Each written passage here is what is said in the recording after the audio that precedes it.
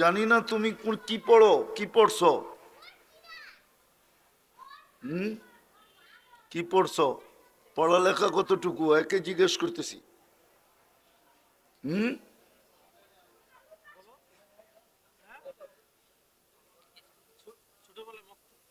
এইখানে যদি কোনো ভালো কলেজের ছেলেও থাকে তাইলে ও আমাকে সতরের নামটা শুনাইতে পারবে না। হ্যাঁ হ্যাঁ, কেননা ক্যালকুলেটর চলে আসছে না, এখন আর কেউ নামটা মুখস্থ করে না, ঠিক না? 8 দুগুনি 16 আর মুখস্থ করে না, 3 8 24 আর মুখস্থ করে না, 4 8 32 আর মুখস্থ করে না। ও তো 8 সাথে সাথে 4 দিয়া গুণ দেয়, 32 হয়ে যায়, ঠিক না? আমাদের ব্রেন প্রযুক্তিতে চলে গেছে, এই জন্য মুখস্থ রাখতে পারে না, এই জন্য কথা লম্বা হবে না, শর্ট। তো আমি যেটা বুঝাইতেছিলাম, যে নিজেকে মুসলমান ভাবে বা স্বীকারোক্তি দেয়, নিজেকে উম্মতে মুহাম্মদী মনে করে, আরেকটা যোগ করি, যে এটাকে বিশ্বাস করে যে মৌতের পরে হিসাব কিতাব আছে, তার গন্তব্য কিন্তু জান্নাত। তার কিন্তু ভালো মতে মনে রাখা উচিত যে আমার গন্তব্য কিন্তু জান্নাত। কি যাইতে চান? হ্যাঁ, কে কে চান? পাক্কা? কিন্তু পরেরটা বললেই আবার রাগ হয়ে যান কিনা। জান্নাত তো চাই, কিন্তু প্রস্তুতি কতটুকু? জান্নাতের জন্য প্রস্তুতি কতটুকু? কিন্তু যুবকরা বলবে আমরা তো জান্নাত চিনি না, প্রস্তুতি নিব কি করে? ঠিক না? ওরা তো চিনে গুগল, ওরা চিনে ইন্টারনেট, ওরা চিনে বাইবার, ফেসবুক, হোয়াটসঅ্যাপ, ইমু। হুম, বাকিগুলা বললাম না আর কি।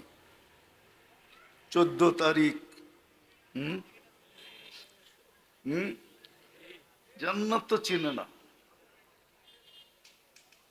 না চিনার কারণেই তো আজকে আমরা মাটি নিয়েই বড় খুশি, নাহলে দুনিয়া তো মাটির তৈরি। আর দুনিয়া সুনিয়া মিনাত তোরাব, দুনিয়াটা মাটির তৈরি। ওমা ফিহা মিনাত তোরাব, যা দেখতেছি সব মাটির। আরেকটা শব্দ আছে সায়াকুনু তোরাব, একদিন আসবে সব মাটি হয়ে যাবে। জান্নাত চিনি না দেখেই তো আজকে মাটি নিয়ে খুশি। প্রত্যেক ব্যক্তি তার অবস্থান নিয়ে খুশি। যদি জান্নাত চিনতো তাহলে কসম খোদার মাটি নিয়ে কেউ সুখী হইতো না, খুশি হইতো না। হাদিসের কথাই সত্য হতো, লা ইয়ানামু তালিবুহা, জান্নাতের চিন্তায় কারো ঘুম আসতো না, যে এটা যেন হাতছাড়া না হয়ে যায়। আল্লাহর রসুল এটাই বলছিল, উতলুবিল জান্নাতা জাহাদাকুম। উম্মত, আমি চোখে দেখা ঈশা বলতেছি, মেরাজের রাত্রে চোখে দেখা আসছে, আসছে তো। আরেকটা প্রমাণ বহন করে, জান্নাত মনে হয় আমাদের জন্যই, আর কারো জন্য না। কেননা আমরা দুনিয়াতে দেখি কোনো কন্ট্রাক্টরকে যদি কেউ কোনো সুন্দর বাড়ি বানাইতে দেয়, তো বাড়িটা যখন তৈরি হয়ে যায়, তো কন্ট্রাক্টরের প্রথম কাজটা থাকে মালিকের কাছে বাড়িটা বুঝাইয়া দেওয়া, ঠিক না? বুঝাইয়া দেওয়ার জন্য সে মালিককে ডাকে, বলে দেখা নেন আপনার নকশার সাথে মিল আছে কিনা, ডিজাইনের সাথে মিল আছে কিনা। চাবি আমার হাতের থেকে নিয়ে নেওয়ার পরে কোনো কেলেম সেলেম চলবে না, কোনো চেঞ্জ হবে না। যতক্ষণ পর্যন্ত চাবি বুঝা না নিবেন ততক্ষণ পর্যন্ত দায় দায়িত্ব আমার কাছে। আল্লাহ যেন বন্ধুকে ডাইকা নিয়ে এটাই বুঝাইতে চেয়েছে, জান্নাত আপনার আর উম্মতের জন্য বানাইছি, দেখা নেন ডিজাইন ঠিক আছে কিনা। মনে হয় হুজুরও বোঝে নাই, একটু ভালো মতে দেখা নেন ডিজাইন ঠিক আছে কিনা, পছন্দ হইলো কিনা। উম্মত উঠা গেলে কিন্তু আর কেলেম দেওয়া যাবে না। তো জান্নাত আমাদের জন্যই ছিল, কিন্তু আফসোস জান্নাত চিনি না দেখি তো মাটি নিয়ে খুশি। কসম খোদার, জান্নাত যদি চিনতো না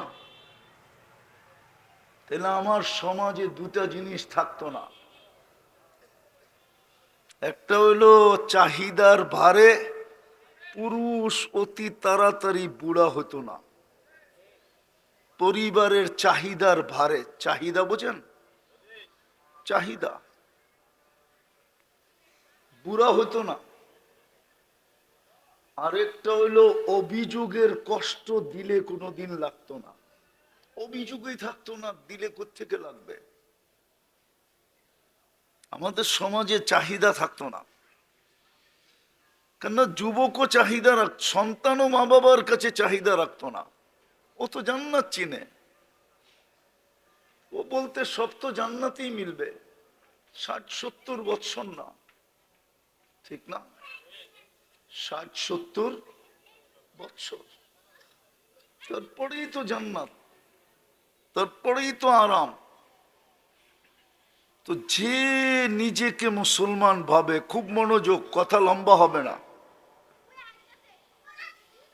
লম্বা কথা এখন মনেও থাকে না, কেননা প্রযুক্তির যুগ চলে আসছে। তো জানি না তুমি কি পড়ো, কি পড়ছো, কি পড়ছো, পড়ালেখা কতটুকু, একে জিজ্ঞেস করতেছি। হুম,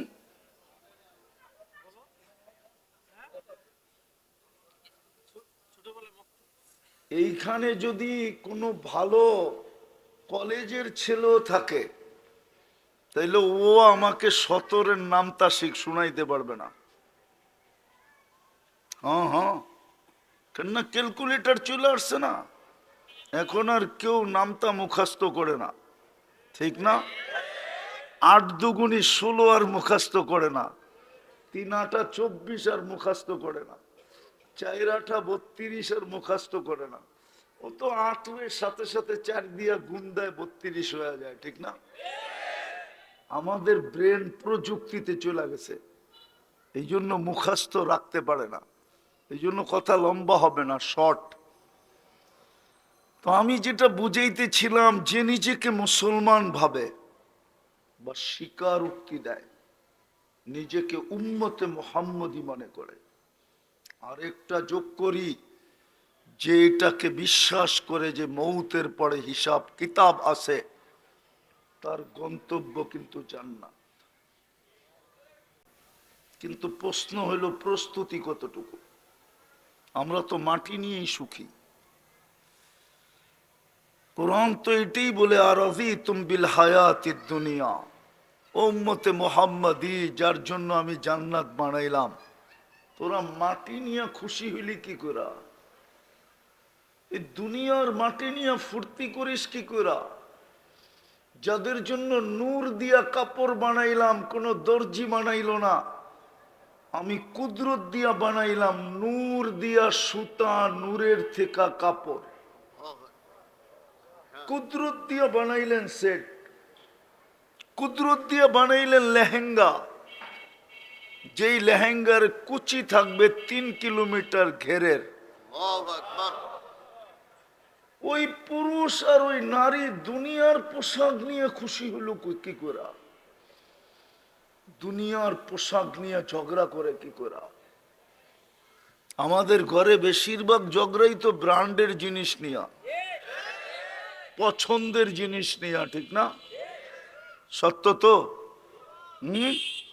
সন্তানের মা বাবার সাথে, স্বামীর স্ত্রীর সাথে, স্ত্রীর স্বামীর সাথে।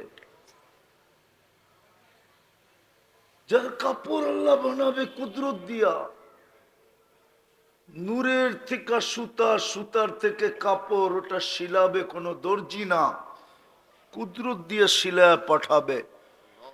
ডেলি 70 সেট পাঠাবে। জান্নাতের পোশাক ওয়ান ডে ইউজ। হ্যাঁ, আপনি মনে করছেন পাগল হয়ে গলা কাটায় দিছে? বাচ্চা পাগল হইয়া পায়ের উপরে বড় কইরা বড় হয়ে গেছে? ওর জান্নাতের নিশা ওকে পাগল বানায় দিছে।